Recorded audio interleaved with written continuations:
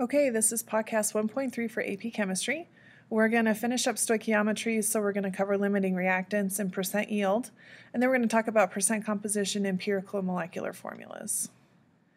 These rules are written in your notes. We're going to cover them really fast. Make sure that when you're trying to determine what the limiting reactant is, you convert all your reactants to moles to start with. Then you want to divide the moles by the coefficient from the balanced equation. So if you have 2 moles of something and 3 of the other, you take those coefficients and that's what you're going to divide the moles by.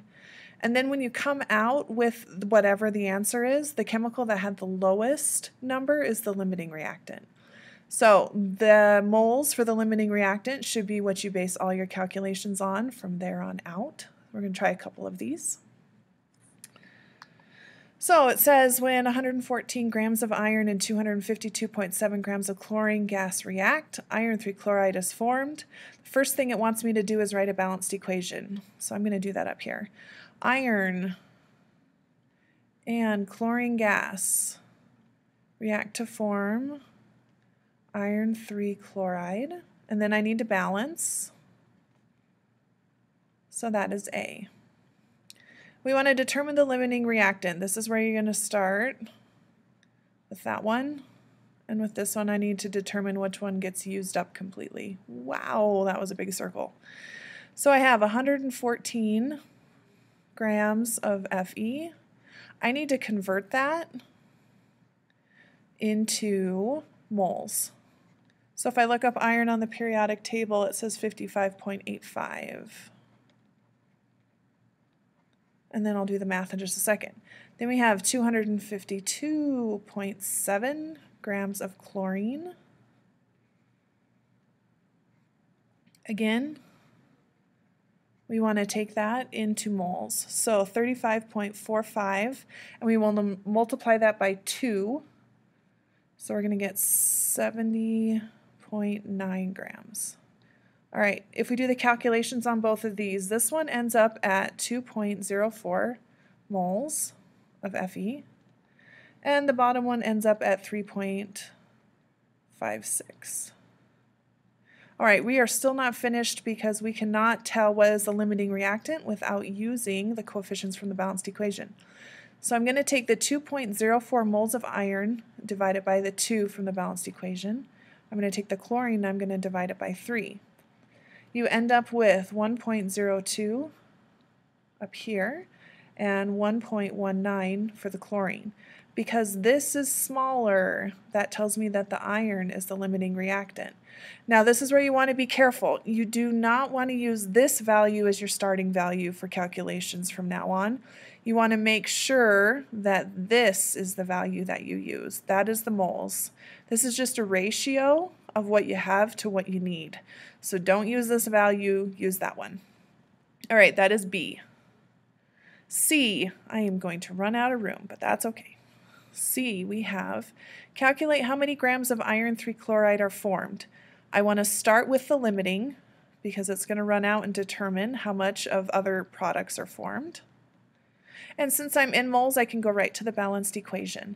So for every 2 moles of iron that go in to the reaction, I get 2 moles of the iron 3 chloride out. And it wants grams, so I need to do molar mass for my last step. 1 mole of iron 3 chloride. And if I add up iron and 3 chlorines, we're going to get 162.2 grams. So that goes away, that goes away, that goes away, that goes away, leaving me with just grams, which is what I want. And if I do the math on all of that, you get 330.9 grams. And that is to the correct number of significant figures, because I have 4 there, so I need 4 in my answer. All right, that is C, but we still need to do D. So I'm going to clear this. Oh, but that is not going to be good. All right, we need to remember 2.04 moles of iron. All right, I need to quickly rewrite this again.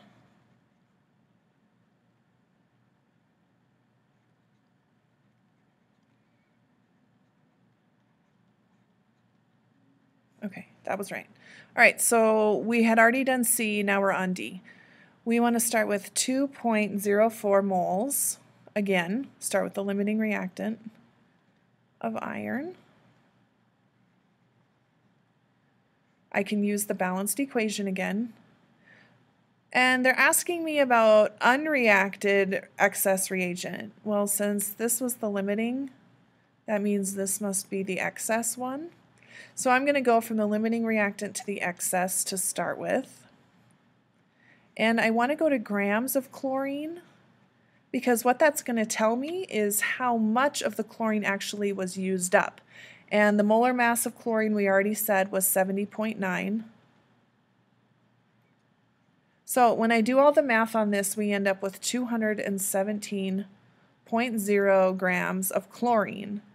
And that is reacted. That's what was used. So reacted, or you could think of it as used up. If we go back to the original problem, what we see is we had 252.7. So 252.7 grams went in. We used up 217 grams.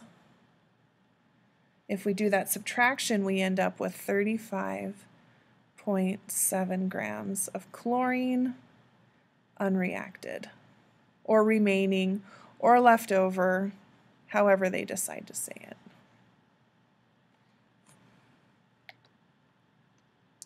All right, moving on, we have another one. Let's see if I can fit it all on one page. We have 33.6 grams of sulfur dioxide. So sulfur dioxide reacts with grams of water to form sulfurous acid. Now remember, the OUS came from ite. So I need to attach a hydrogen to the sulfite ion. So that was what we would get. And if I look to balance this, I'm going to see that it looks like it already is. I have 1 sulfur on both sides, 2 hydrogens, and 3 oxygens.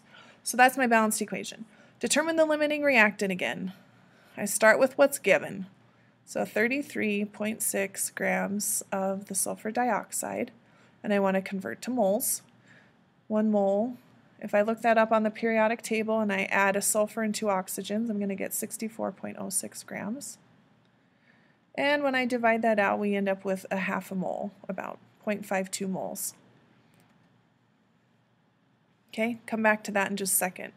The other reactant we have is 55.3 grams of water. And hopefully we all know water's molar mass is 18. And when we divide that out, we're going to get 3.07 moles of water. All right, I still don't know what the limiting reactant is because I have to take into account the balanced equation. Everything has a 1 in front of it, which makes for very easy division. So this is going to stay the same, and this is going to stay the same. So because this is smaller, that means my sulfur dioxide is the limiting reactant. And I'm going to use this value to begin all my calculations from here on out. So for letter C, we start with 0.52 moles of sulfur dioxide. Wow, that was a terrible line. Since I'm in moles, I get to go right to the balanced equation, and it's a 1-to-1 mole ratio. So 1 mole of sulfur dioxide gives me 1 mole of the sulfurous acid. And then it's asking for how many grams. So 1 mole of sulfurous acid. And we add everything up on the periodic table, you're going to get 82.06. And once we punch all of that into our calculator, we get 42.7. As your final, that is to the correct number of significant figures because this has 3 and that has 3. So my answer has 3 to match it. All right, then for D, again, they're asking unreacted excess reagent. So we're talking about water. All right, we're going to clear this, and I'm going to start with 0.52 moles of sulfur dioxide.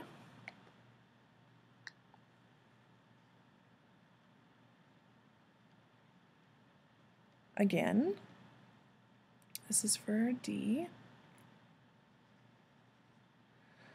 If we remember back to the balanced equation, it was a 1-to-1. So for every 1 mole of sulfur dioxide that went in, it reacted with 1 mole of water. And then I need grams of water. So 1 mole of water is 18 grams. If we do all of that, we're going to end up with 9.36 grams of water, which was used or reacted, however you need to think about it. If we go back to the original problem, though, we put in 55.3. So 55.3 grams of water was what we put into the reaction. 9.36 grams are what was used, which leaves us with 45.9 grams of water unreacted.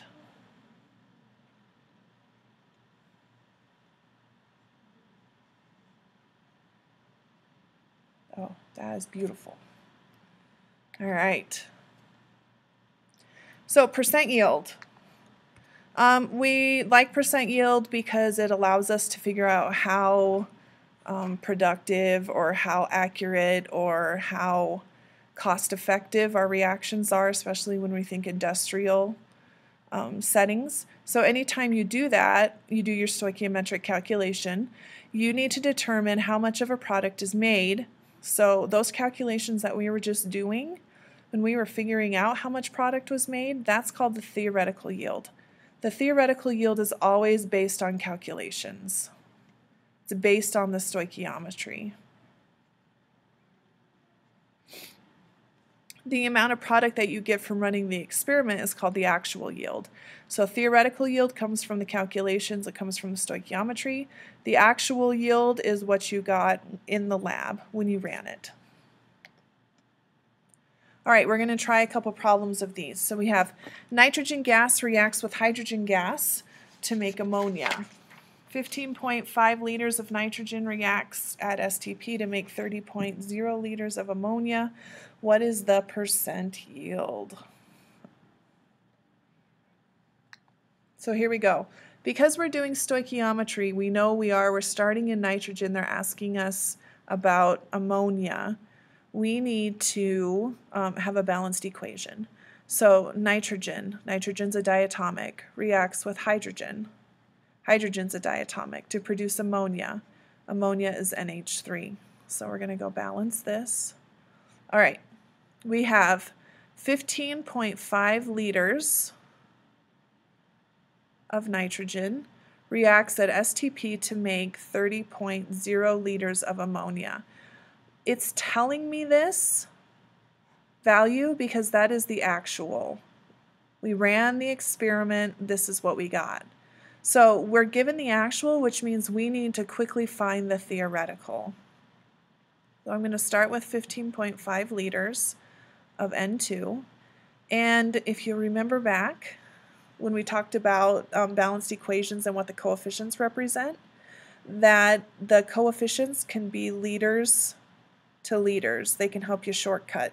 So if I look at these and use the coefficients, then I can say that 1 liter of nitrogen, and we're talking about ammonia, would produce 2 liters of ammonia. And that's as quick as it is. You don't have to do molar masses or anything. So 15.5 times 2 is 31. And that, because I did math to get it, I did stoichiometry to get it, that is my theoretical yield. So we just plug it in to the percent yield equation that we just talked about. You take the actual divided by the theoretical times 100. So if you plug all that in, it comes out as 96.8% yield. And that's your answer.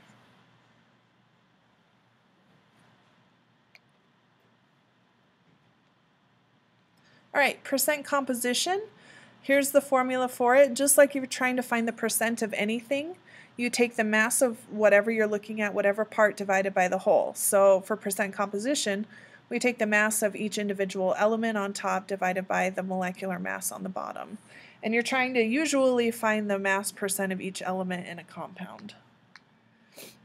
So an example here, we have ammonium nitrate, where you want to find each element's percent composition. So I have ammonium, I have hydrogen, and I have oxygen. I'm going to have 3 different calculations for this. In order to do these though, I need to figure out what the molecular mass is, which is just the molar mass. Nitrogen is 14, this is 1, 14, and this oxygen is 16. I have 3 of those, I have 4 of these. So if I take this and I add it all together, I am going to end up with 80. So 80 grams per mole, that's my molar mass, that's my molecular mass. To start these though, you look at nitrogen. So just the nitrogens. I have 14 here and another 14 here. 14 and 14 is, hopefully you said 28. So I have 28 grams that are made up of nitrogens, and I want to divide it by the whole thing, and then I multiply by 100. So 28 divided by 80 gives you 35% when you multiply it by 100. So it's 35% nitrogen. The hydrogen, there are 4 grams because of the 4 hydrogens that we have there.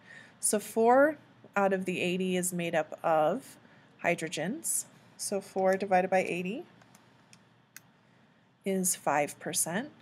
And then I don't even really need to do math for the last one besides subtraction, because we know your percent composition should always add up to 100%. So if I know the first 2, I can figure out the last one. I just take 100 minus 40 because those 2 add up to 40. And that must mean that the oxygen makes up the remaining 60%. So those are your 3 answers.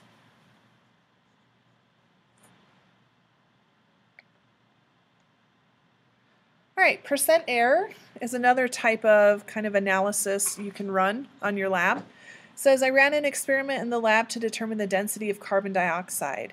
I determined the density of carbon dioxide to be 1.89 grams per liter. The accepted value is 1.96 grams per liter. What is my percent error? People get this confused with your percent yield, so you just need to watch out. Percent error is where you do the subtraction. You find the difference between the 2 values on top and divide by the theoretical. Percent yield is where you just take the actual divided by the theoretical.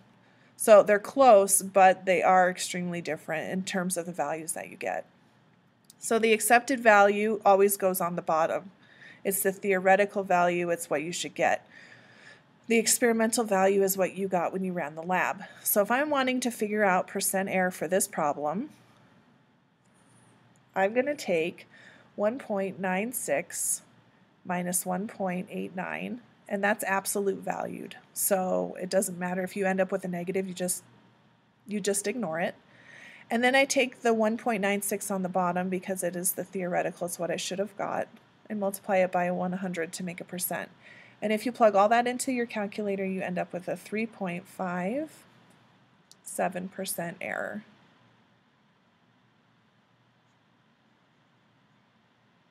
And that's as simple as they are. All right, empirical formula and molecular formulas.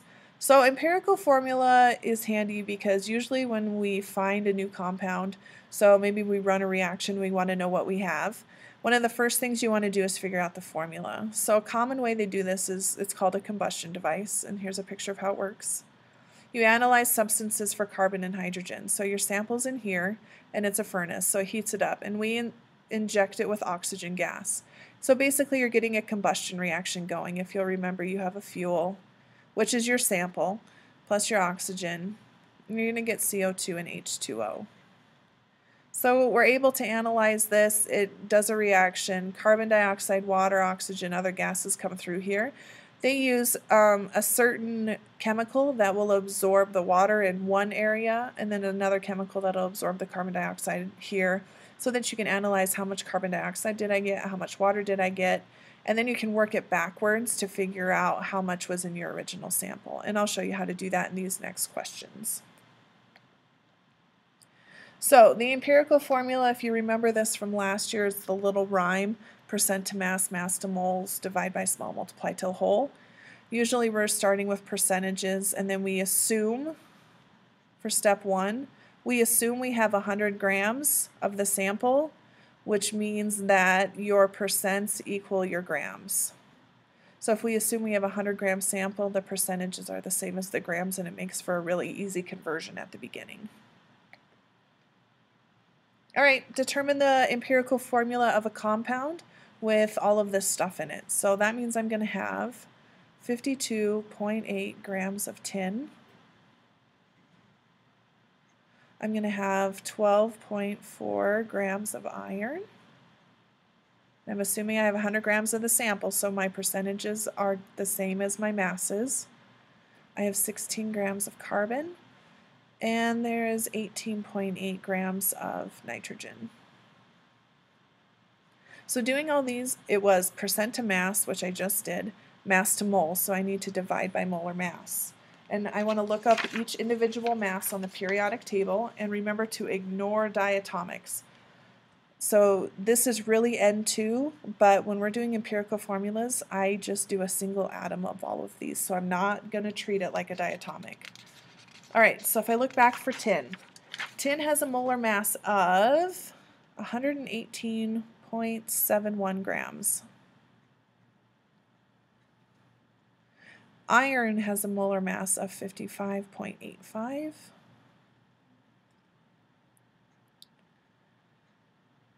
This is 12.01, and you might be thinking that's just 12, and that's close enough. You're right. I'm just using the values off your yellow periodic table. And then nitrogen would be 14.01, and you could definitely just leave those last two as 12 and 14.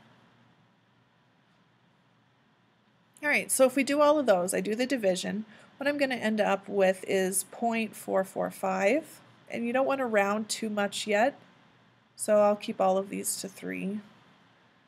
1.332 and 1.342. All right, so we did percent to mass, mass to moles. These are moles. We want to divide by the small is the next step. So I look at my moles and I figure out which one is the smallest, and it is this one. So I'm going to divide everything by 0.222. It's going to give me a ratio. And this is where, when we get these answers, we want to look to see if it's close enough to a whole number that we can just round it. So 0.445 divided by 0.222 is very close to 2. This third one, when we divide, is very close to 6, as well as the last one. So what that tells me is this formula is SN2FEC6N6. That's the empirical formula. I didn't need to multiply until whole because these all came out as whole numbers when I divided them at the beginning. All right, molecular formulas are one more step, so they're actually how they go together. The empirical formula, let's take hydrogen peroxide. This is the molecular formula of hydrogen peroxide. If I wanted the empirical formula, I would reduce these to the lowest ratio possible, which would just be 1H and 1O. So molecular formulas are how they really go together. How many atoms of each element do you have? The empirical formula is the lowest ratio of all your subscripts. What that means then is that, what that means is that you take your molecular formula, and to find it, you take your empirical multiplied by some value, and it has to be a whole number. It has to be 1, 2, 3, all the way on up. So how you determine the molecular formula is you find the empirical formula first, doing the steps we just talked about. Then you have to find the mass of the empirical formula. So if it were HO, I would say that its mass is 17.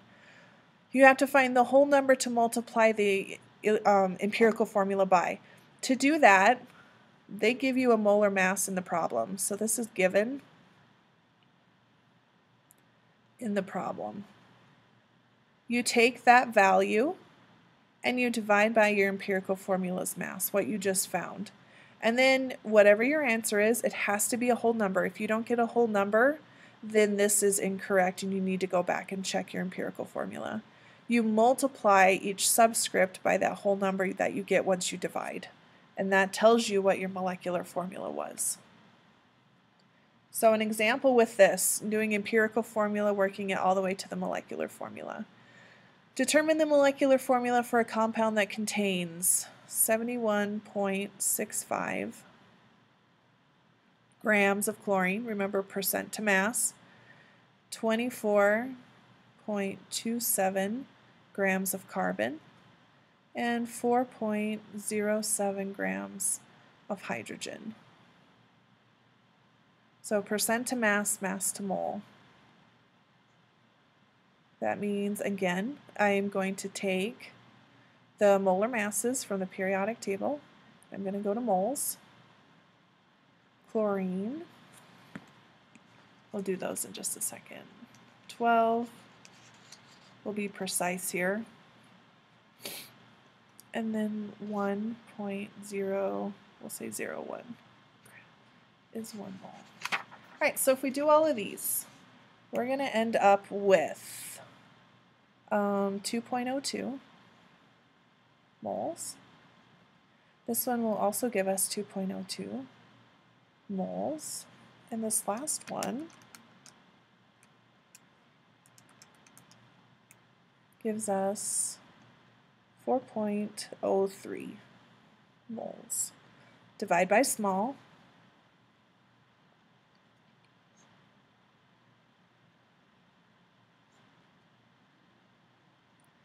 We're going to end up with 1, 1, and 2. That tells me that this formula is ClCH2. That's the empirical formula. Okay, but it doesn't ask me for that. It asks for the molecular formula. So what I need to do first, and from our last steps, is I need to calculate the molar mass. So if I take the molar mass of chlorine, a carbon, and 2 hydrogens and I add them together, I get 49.5 grams. That's the mass. In the problem, they said that the molar mass of the compound is 98.96 grams per mole. So that always goes on top. I want to divide by the empirical formula's mass. And if I divide those out, I'm going to get 2. That tells me I need to multiply each subscript by 2 to get the molecular formula. So the molecular formula is going to be Cl2, C2, H4. Okay, combustion problems can be tricky. So the first thing we need to do is remember what goes into a combustion problem, what's the general formula. So if we remember back, it's a fuel and oxygen to give us CO2 and H2O. So if we read in this problem, it says many homes in rural America are heated by propane gas, a compound that contains only carbon and hydrogen. So those are the 2 things that I'm looking for.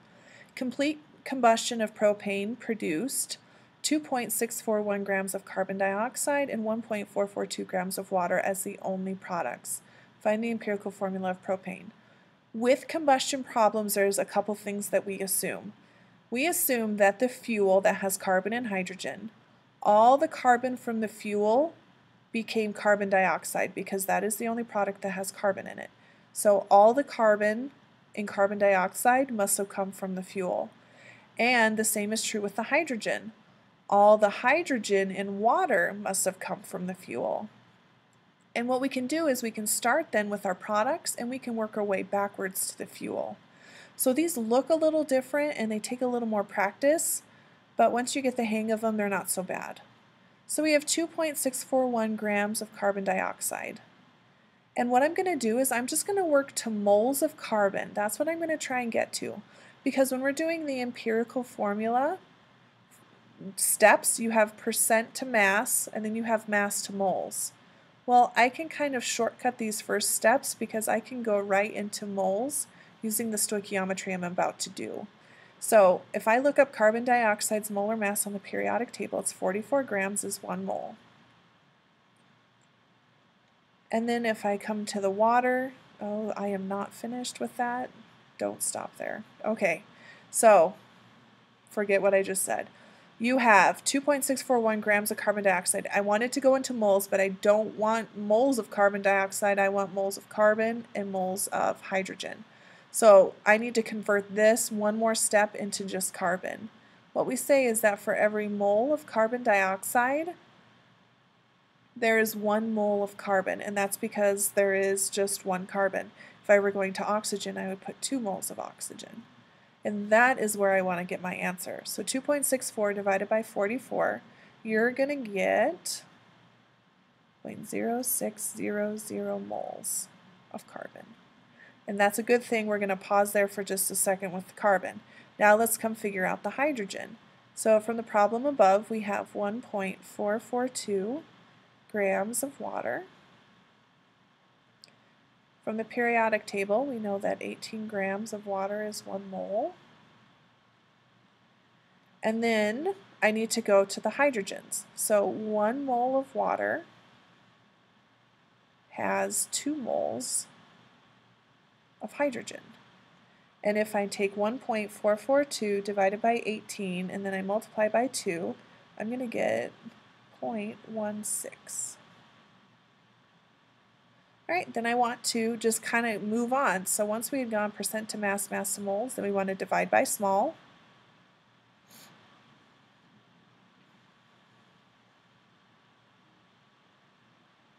Whoops, that's a 0. And this is 1. And this comes out as 2.67. And now I need to multiply to the whole. This should be multiplied by 3. And what you do to one, you have to do to the other. So this ends up being 3, and this ends up being 8. So that means the empirical formula for propane is C3H8. And if you remember any organic chemistry naming rules, you'll know that that's right. So the carbon dioxide has all the carbon from the fuel. The water has all the hydrogen from the fuel, and that's a way that you can work backwards to get to what you need. Okay, here's the second type of combustion problem, and this one actually has a few errors written into it, but we'll do the best that we can with it. Our numbers don't come out very nice at the end. It's another combustion, so again, we have a fuel reacting with oxygen to give us CO2 and H2O. So in this problem, we have 1.389 grams of water, and just like before, we're assuming that the fuel, all the hydrogens in the fuel are going to end up in the water, and all the carbon is going to end up in the carbon dioxide. This one is a little different though, because this compound, the galactose, is actually a sugar. And what we know about sugars is they contain carbon, hydrogen, and oxygen. So this one is a little more difficult because we have to deal with oxygens. So they tell us at the beginning that we have 2.315 grams of our fuel, of our sugar. What we can do is we'll start it out just like last time, where we can find grams of carbon dioxide and then go to grams of carbon. We can find grams of hydrogen, and then when we add those up, if we subtract them from the total, we can figure out how much of the leftovers, or how much is left over, that's the oxygen. So what I'm going to do is I'm going to start with my 3.953 grams of CO2. And I'm going to start with this, and I'm going to go all the way to grams of carbon, because that'll tell me how many grams of carbon are in this. So if we do that, we have 44 grams is 1 mole. And we know in 1 mole of CO2, there is 1 mole of carbon, and 1 mole of carbon is 12 grams. And so when I do that, I get an answer of 1.078. All right, so now we can find the hydrogen. I'll start with the water.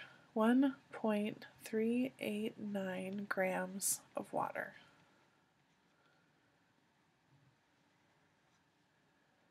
So 18 grams is 1 mole. And in 1 mole of water, there are 2 moles of hydrogen. And 1 mole of hydrogen is 1 gram. So if we take all that and put it into the calculator, we get 0.154 grams. So we know the grams of carbon, we know the grams of hydrogen, and we know the total mass of the entire sugar. So we can figure out grams of oxygen just by a simple subtraction. So 2.315 was the total, minus 1.078 minus 0.154, and if we plug that in, we end up with 1.083 grams. All right, so with the empirical formula, we know we go percent to mass, and it's kind of like we did that step because here's the masses. So I'm going to start with the mass to moles. That's going to be my first step. So I'm going to clear this, and I'm going to take those numbers and I'm going to write them again. So we had 1.078 grams of carbon. We had 0.154 grams of hydrogen. And we had 1.083 grams of oxygen. So percent to mass, mass to mole. We're going to go mass to mole. And this is where our numbers start turning out a little weird. So 12 grams of carbon is 1 mole. 1 gram of hydrogen is 1 mole. And 16 grams of oxygen is 1 mole. If we take all that and we plug it into the calculator,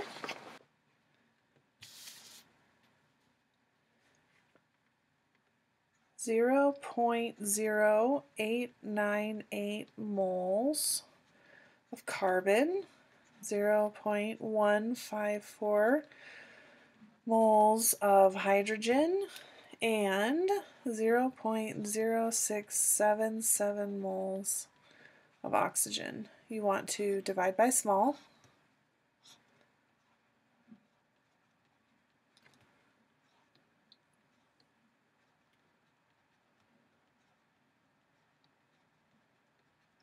And we're going to end up with some weird numbers. So this is 1, that's fine.